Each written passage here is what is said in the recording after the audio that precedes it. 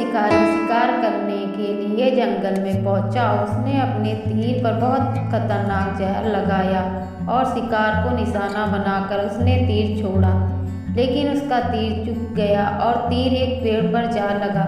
वह पेड़ बहुत ही हरा भरा और बहुत सारे तोते उस पेड़ पे रहते थे।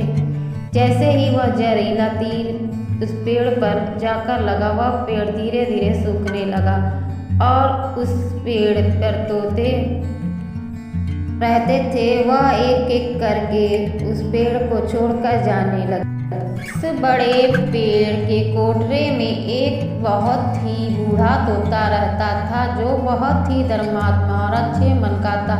सभी तोते उस पेड़ को छोड़कर जाने लगे थे, लेकिन वह बूढ़ा तोता जाता और दाना लेकर आ जाता, उसी कोठरे में आकर बैठ जाता, परंतु उस पेड़ को छोड़ने को तैयार नहीं था। बूढ़े तोते के साथियों ने कई बार आकर उसे समझाया कि यह पेड़ सूख रहा है, किसी दिन भी गिर जाएगा, चलो किसी और पेड़ पर चलकर रहा जाए, परंतु वह बूढ़ा तोता वहां से जाने को तैयार ही नहीं हो रहा था।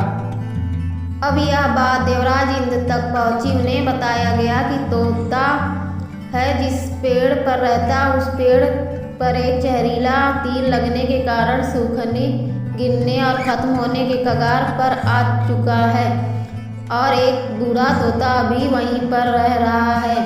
वह दाना लेकर आता और वहीं पे रहता है, जबकि उस जंगल में बहुत सारे पेड़ हैं, लेकिन वह उसी पेड़ पर रह रहा है।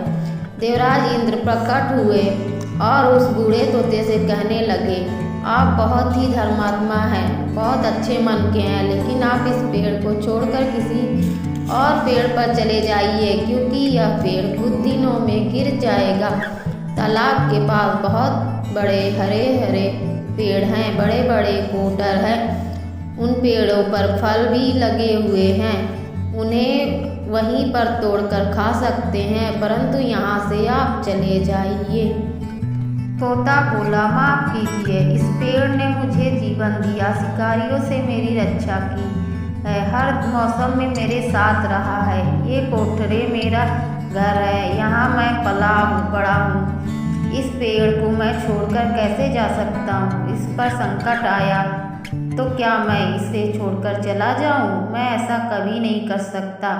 देवराज इंद्र तोते की इस बात से बहुत ही प्रसन्न हुए। उन्होंने तोते से कहा, मैं आपके इस बात से बहुत ही खुश हूँ, मांगो जो आपको मांगना हो।